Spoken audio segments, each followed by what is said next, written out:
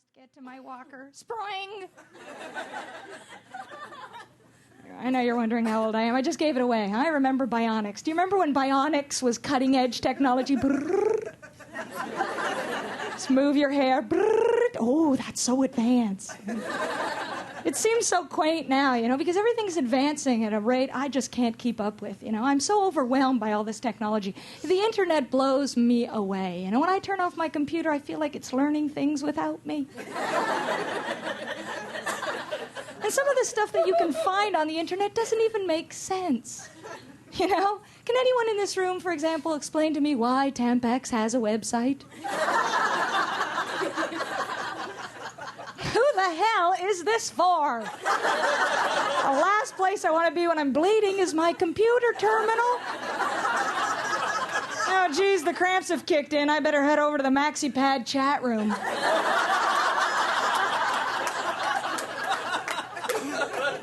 If for no other reason than to type in, kill me, colon, frowny bracket.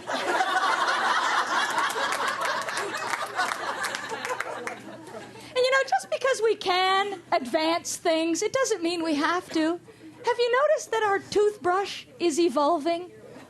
The most perfect tool ever invented, the toothbrush.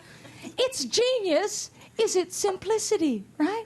Stick, bristles. Leave it alone! But it's too late for that now, because it started years ago, the toothbrush, didn't it? Oh, when we weren't even paying attention, that's when they added the blue bristles. Do you remember? The blue bristles. They were put in so that we would know when to throw away the toothbrush. Because, oh my God, before the blue bristles, wasn't it so mind-bogglingly complex to eyeball the wear and tear on your fucking toothbrush? But now they're starting to tamper with the handle. Have you noticed that? It's becoming all streamlined with all these foamy rubber grippy bits on it. They tell us it's so that we will be able to keep it on the counter. Well, I don't recall having a problem keeping my toothbrush on the counter the way it was. It wasn't like I'd approach brushing my teeth with impending doom. Oh my God, here comes the part where I've got to put it down. Okay, please stay where I put you. It's fallen. Why do you do this to me? I encourage you. I will you to stay on the counter. Do as I say. Please. Why are you always falling? Why can't I do this? I'm so incompetent. Please. I'd love more than anything to put my toothbrush back into its holder, but you see, that hasn't changed its shape. I swear tonight you're going to go home, you're going to look at your toothbrush, you're going to bust a gut. Like, oh my God, she's not a comic, she's a prophet. But I'll tell you, if there's any generation that is capable of dealing with all these changes, it is us in this room. We are the last of a very hardy group, I was looking at Halloween, you see all the little kids running around. You remember back when we had to worry about things and our Halloween treats? People were starting to go crazy when we were trick-or-treating. Do you remember the age when you first started there? What were those first couple of years that were kind of hazy for you, where you didn't really know what you were doing? Someone would just dress you up as a princess and then take you to someone's door, they'd open it, and you'd just scream, "Ah!"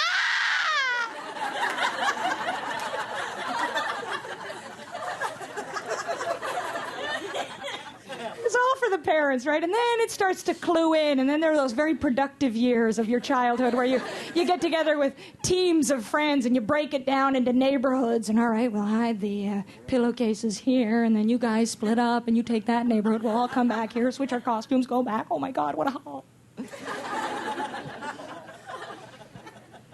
But I feel sorry for the kids growing up today. I really do, because their lives are so cushioned by overprotective devices and safety features and foamy rubber grippy bits and shrink wrapping, They don't have any challenges in their lives the way we do. That's why they're becoming apathetic and listless and taking guns to school. Oh my God, the Amish are on crack, for Christ's sake.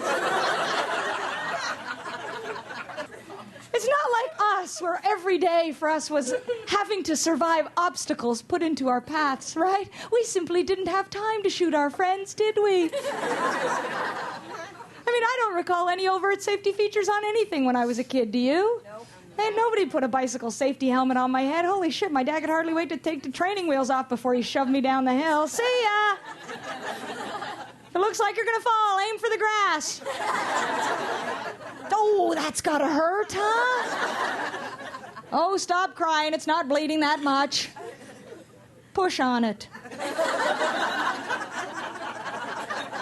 You're staggering back up the hill. I feel itchy.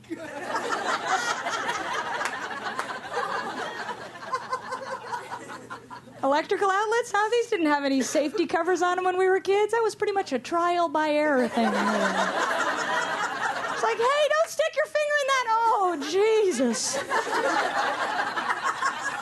Look at your steaming curly head. Come here. Come here. Smack! Ours was a tough love upbringing, wasn't it? Parenting was very different when we were little. It was seen as being very bad to spoil children when we were kids, you know? That's why you didn't see those car seats, right? Car seats? I mean, sure, yeah, chances are you might save your kid, but hey, you were eliminating the best way of keeping him shut up back there, huh? Hey, keep it down back there, okay? You've given Daddy no choice. Here I go, boom. Yeah, make you hit the windshield, come on.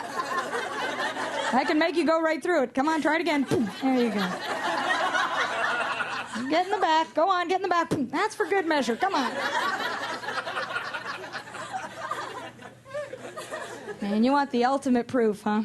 Because things that they gave us to play with, you don't see this stuff around anymore, do you? I mean, today, no one would even dream of inventing a lawn dart.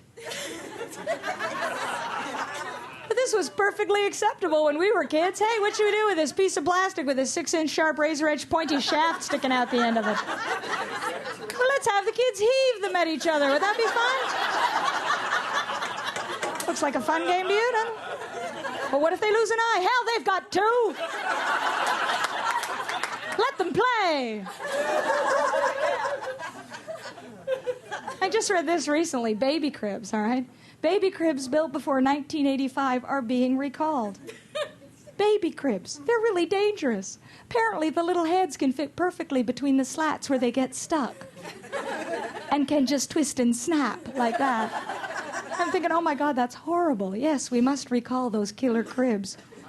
Then I'm thinking about it. It's like, before 1985, weren't those our cribs? How come our parents didn't complain, huh? What was that scenario like as they walked into our bedroom? Oh, for God's sakes.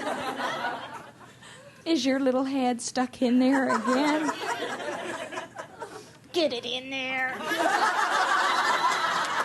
Get it back in there. Now you lie still and play with your lawn dart mobile.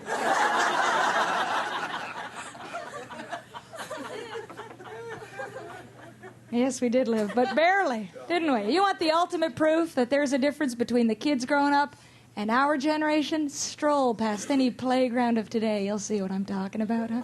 Everything's built low to the ground with little wood chips or foam mats to break their fall. All the sharp edges have tire pieces on them to make them all cushy and bouncy. Everything's made out of molded plastic that fits together in interlocking pieces, brightly colored. Nothing sticking out. Everything's short, soft, cushy, bouncy. Not like the instruments of torture we grew up with, huh? Do you remember our playground? Steel beams embedded into cement. We had 8-foot-high monkey bars on concrete. Hey, build it like a rocket. They'll climb to the top. What if they fall? Oh, their heads are soft. They'll bounce. Hey, they survived the cribs, didn't they? Let the little one-eyed bastards play. And we had things in our playground. Do you remember we had things you could actually convince your little friends to hurt themselves on? The swings were perfect for this. Go higher! Go higher! Jump!